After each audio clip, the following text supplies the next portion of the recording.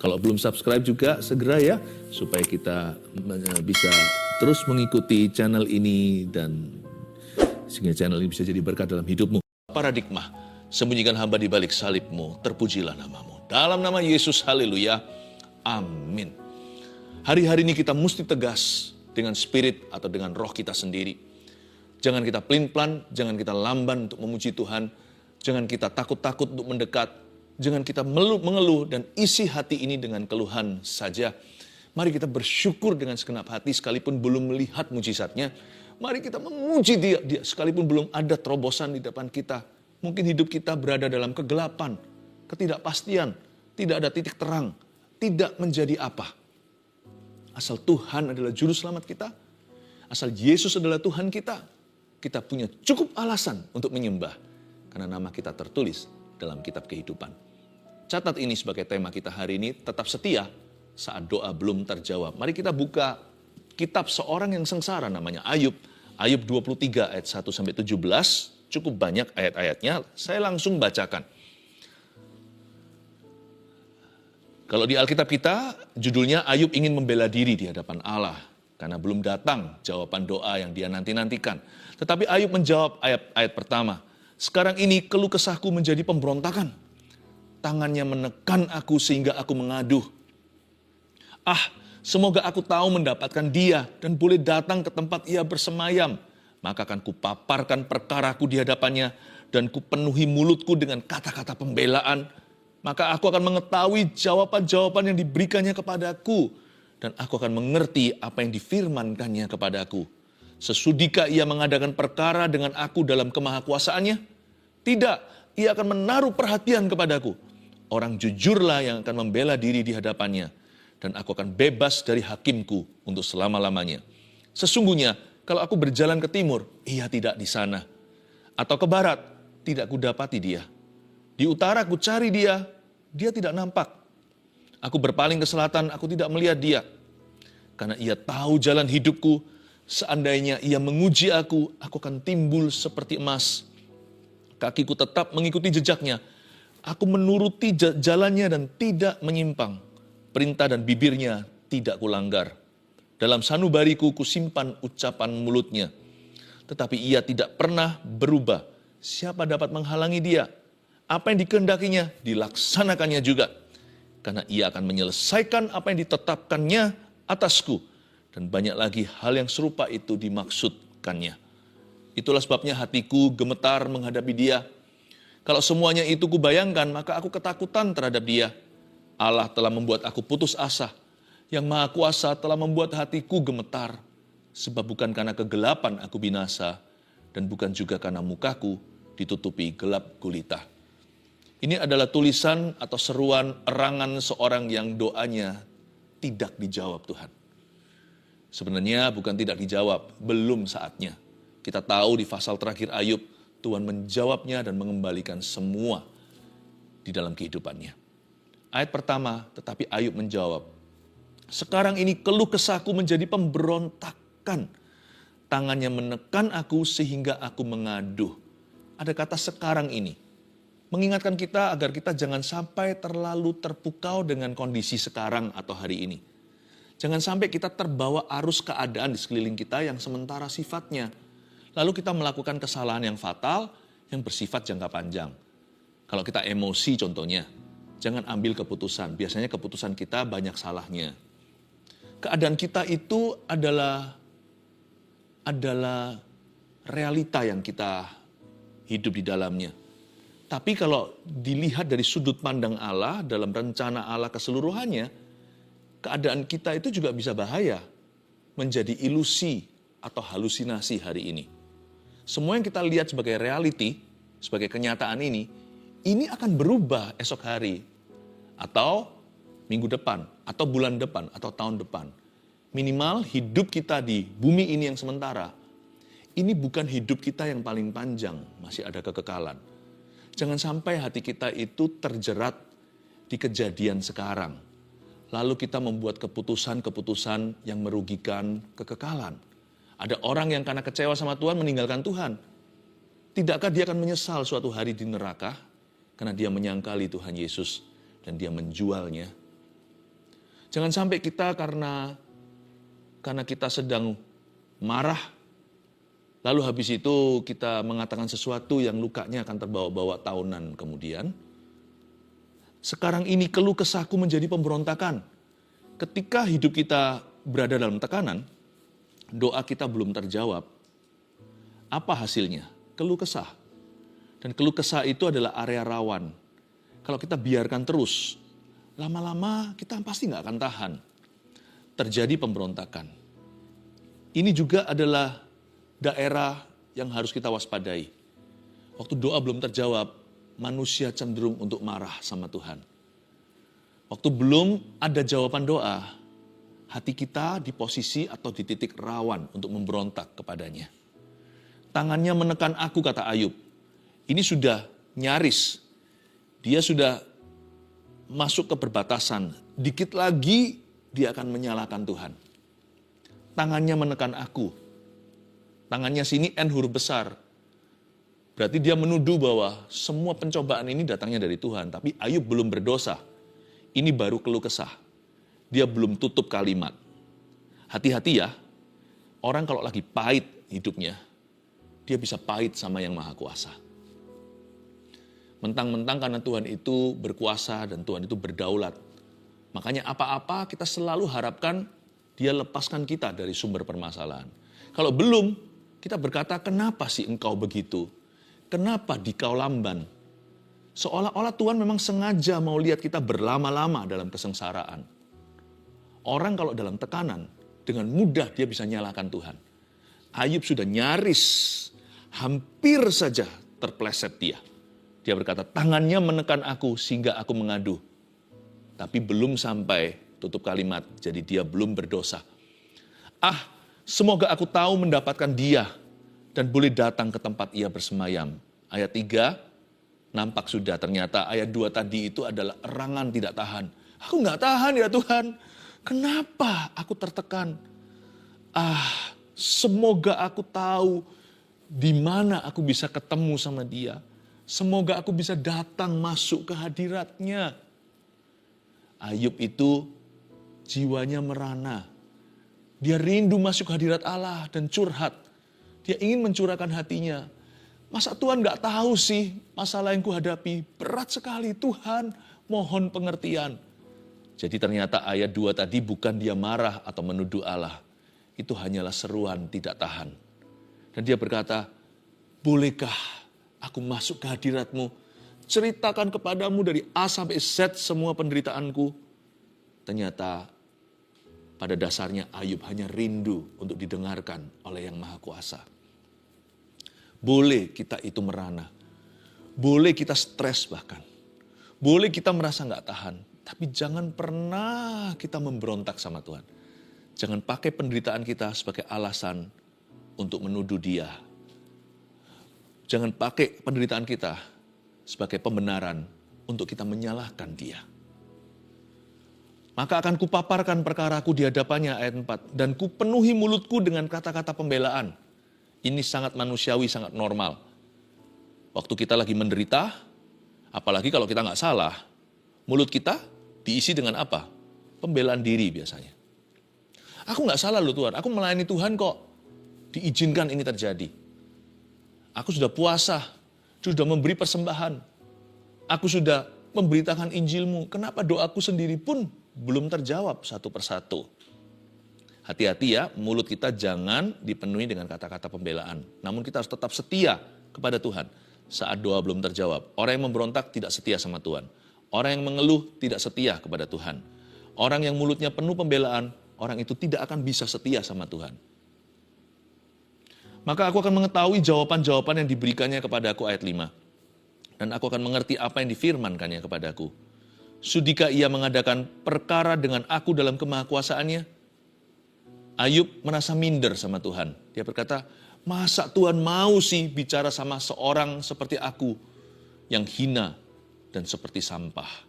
Sudikah, masa sudi sih Tuhan itu mau mengadakan perkara dengan orang yang hina seperti saya? Bukankah dia Maha Kuasa? Lucu ya di ayat 6. 6a itu dia minder-minder sendiri. Tapi 6b, dia kuatkan imannya. Lalu dia berkata, tidak. No. Dia pasti akan menaruh perhatian kepadaku. Ayat 6a dia kurang percaya. Ayat 6b dia kuatkan kepercayaannya dalam Tuhan. Dia mengapi-apikan dirinya. Masa Tuhan mau dengarkan doaku? Masa orang seperti aku, orang buangan ini? Masa Tuhan sudi? Jangankan mengabulkan. Sudikah dia mendengarkan? Lalu dia berkata, tidak. Seperti dia protes terhadap pernyataannya sendiri. No. Dia pasti akan menaruh perhatian kepadaku. Jadi saya bisa melihat bahwa he was really struggling on the inside. Ayub ini sungguh-sungguh bergumul. Dia bergumul andai kata roh bisa berdarah, dia sudah berdarah-darah. Badannya memang berdarah. Karena Alkitab mencatat, Ayub itu terkena penyakit saking gatalnya. Dia pakai beling, pakai kaca, pecahan serpihan itu untuk menggaruk-garuk kulitnya. Sampai berdarah. Tapi andai kata roh bisa berdarah, inilah wujudnya. Ayub bisa kadang-kadang berkata, nggak mungkin. Lalu setelah itu, menit kemudian dia berkata, mungkin. Nggak bisa, nggak harus bisa. Masa Tuhan mau ya? Nggak mau lah. Dia harus mau. Dia bergumul sungguhan. Ayub ini relevan. Bukankah ini yang kita alami? Bukan berarti kita gila. Tapi kita itu bergumul untuk percaya. Kuat gravitasi ketidakpercayaan menarik kita ke bawah. Rasanya hati ini mau memberontak sama Tuhan. Rasanya mulut kita itu mau menghujatnya. Kalau doa belum terjawab itu rasanya mau lari aja dari hadirat Allah. Sekalipun ada ayat berkata, kemanakah aku dapat pergi menjauhi rohmu Tuhan. Kayaknya kita mau terbang ke ujung bumi kalau bisa. Ayat 7, orang jujurlah yang akan membela diri di hadapannya. Dan aku akan bebas dari hakimku untuk selama-lamanya. Maksudnya, give me a chance, kasih aku kesempatan untuk menjelaskan. Ayub ingin menjelaskan sama Tuhan, bahwa dia nggak bersalah. Kenapa dia dijadikan setan bulan-bulanan? Ya itulah misteri, kita nggak mengerti. Tapi kalau kita baca seluruh Ayub, kita akhirnya memahami bahwa Tuhan itu tidak pernah membiarkan kaki orang benar itu goyah selama-lamanya. Ayub berkata, aku mau ketemu hakimku, aku mau menjelaskan. Aku nggak akan pakai jasa manusia. Aku tidak perlu rekrut seorang jaksa. Biar aku jadi jaksa pembela bagi diriku sendiri. Aku sendiri yang tahu kok hidupku. Aku nggak salah Tuhan. Pada saat doa belum dijawab, jangan berargumentasi di dalam hati. Bahwa Anda benar kek, atau Anda salah. Jangan. Nggak tentu kalau doa itu dijawab, berarti Anda sudah beres di depan Tuhan. Jawaban doa itu kan kasih karunia. Tuhan juga menjawab doa orang berdosa. Dan doa kalau belum dijawab juga nggak tentu berarti Anda sedang dalam dosa. Kalau doa belum terjawab, tidak tentu Anda sedang bersalah. Jangan berargumentasi. Belajar sabar menantikan. Nggak sabar juga bukan pilihan. Doa belum dijawab. Apa pilihan kita? Ya sabar dan beriman, tetap berharap kepadanya. Ayat 8, sesungguhnya kalau aku berjalan ke timur, ia tidak di sana. Wait, tunggu. Ini bukan hanya doanya nggak terjawab. Ayub tidak bisa merasakan hadirat Allah. Wow, Anda nggak sendirian, kita nggak sendirian. Kadang-kadang kita merasa kering kerontang, rasanya orang lain kok bisa nangis ya dalam hadiratnya. Orang lain kok bisa terjamah. Aku kok rasa kering ya, garing. Aku nggak ngerasa hadirat Tuhan. Apakah karena WL-nya kurang diurapi? Apakah karena puji-pujiannya Tuhan tidak bertata di atasnya? Kenapa ya? Atau nggak ada urapan? Nggak tentu, jangan gampang menghakimi. Jangan cepat konklusi. Kadang-kadang ya memang itulah realita kehidupan. Karena kita hidup dengan iman kan. Hidup kita itu kan living by faith. Terkadang perasaannya pergi. Kadang-kadang perasaannya sat, menguap di udara. Dia berkata, sesungguhnya kalau aku berjalan ke timur, dia cari hadirat Allah. Ia tidak di sana. Mungkin dia menghadap ke timur kali. Dia menghadap ke timur. Mungkin menghadap ke timur, menghadap ke situ, mungkin dengan postur tertentu dia lebih rasakan hadiratnya. Ia tidak di sana. Ayub berkata, I cannot feel him. Aku tidak bisa merasakannya. Atau ke barat, dia ganti arah ke barat. Mungkin kalau duduk menghadap ke jendela, lebih rasa hadirat Tuhan. Nggak bisa juga. Mungkin duduk menghadap tembok sekalian. Tidak ku dapati dia. I cannot get him. Bahkan aku tidak bisa mendapat apa-apa dari doaku. Aku tidak memperoleh jawaban doa. Aku tidak bisa memperoleh sesuatu dari Tuhanku. Di utara aku cari dia, ia tidak nampak. Atau berpaling ke selatan, aku tidak melihat dia. I cannot see him. Biasanya kalau orang berdoa kan dia bisa melihat Tuhan dalam hidupnya. Nggak lihat Tuhan beneran, tapi lihat Tuhan atau campur tangannya. Aku nggak melihat campur tangan apa-apa. Mana hasil doaku? Kok nggak ketemu? Ayat 10. Karena ia tahu jalan hidupku. Seandainya ia menguji aku akan timbul seperti emas. Luar biasa loh ayat 10 ini. Bagi seorang yang tidak bisa merasakan hadirat Tuhan sama sekali lagi. Dia membuat satu pernyataan iman yang sangat powerful, yang sangat berkuasa. Dia berkata, aku tahu semua perasaan garingku atau semua perasaan hadirat Tuhan yang sat dan menguap di dalam jiwaku ini bukan berarti Tuhan gak ada. Hanya karena aku tidak merasakannya bukan berarti Tuhan gak ada. Karena ia tahu jalan hidupku. Ayub mengakui karakter kemahatauan Tuhan. Dia mengaku bahwa Tuhan itu maha tahu. Hanya karena dia tahu. Hanya karena dia tidak tahu. Hanya karena Ayub lagi kebingungan. Bukan berarti Tuhan tidak ada dalam kehidupannya. Karena ia tahu jalan hidupku. Seandainya ia menguji aku. Ayub tidak pasti. Serba tidak menentu. Dia berkata, siapa tahu kalau ternyata semua perasaanku ini, semua feelingku yang down ini, semua perasaan hampaku ini hanyalah ujian belaka. Jikalau perasaanku ini adalah ujian dari Yang Maha Kuasa, Tuhan, aku berjanji kepadamu, ini komitmenku. Aku akan timbul seperti emas. Aku tidak akan menghujatmu sekalipun nyaris-nyaris rasanya nggak tahan.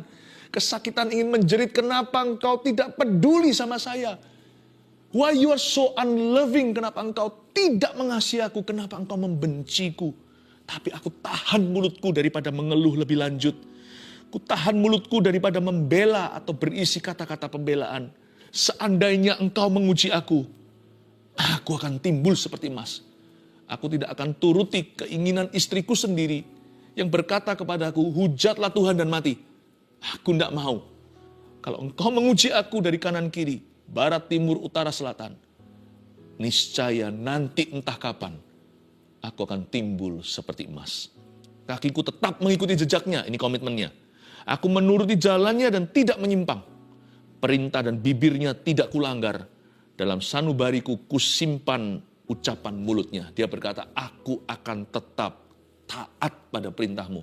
Sekalipun gak kerasa apa-apa. Tetapi ia tidak pernah berubah, ayat 13. Siapa dapat menghalangi dia? Ayub mengakui bahwa Tuhan itu tidak berubah. Bahasa perjanjian baru, Tuhan Yesus tidak berubah. Dahulu, sekarang, sampai selama-lamanya. Dia gak mengerti kenapa Tuhan diam saja.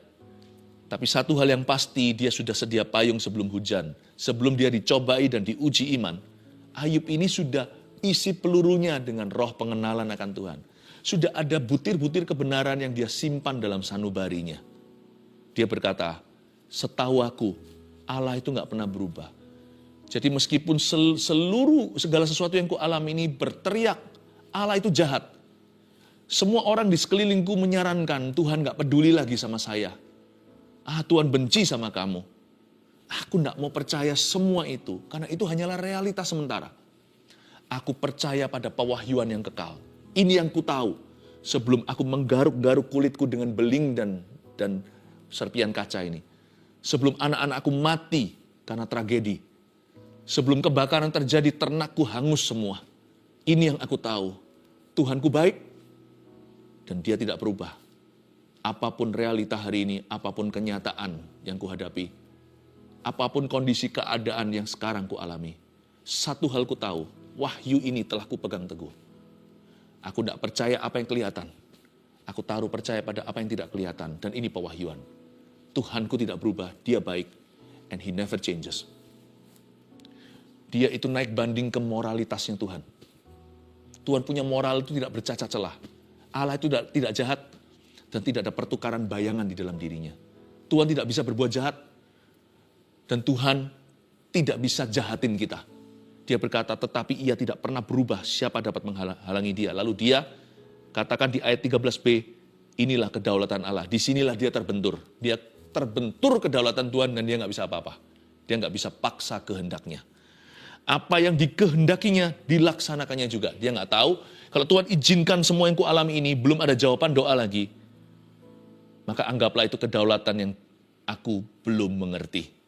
Apa yang dikehendakinya, dilaksanakannya juga. Karena dia raja, dia tidak berutang apa-apa. Makanya itu Ayub di sini, di ayat 13, dia kuburkan roh penasaran. Tadinya dia menuntut, kan dia mau pembelaan. Kan dia juga mau membeberkan perkaranya di hadapan hakimnya, ya kan? Tadinya dia ingin berdebat dengan Yang Maha Kuasa. Dia menuntut Tuhan menjawab pertanyaannya. Ada satu pertanyaan Ayub yang selalu ada di dalam hatinya waktu mengalami semua sengsara ini. Mengapa kau izinkan?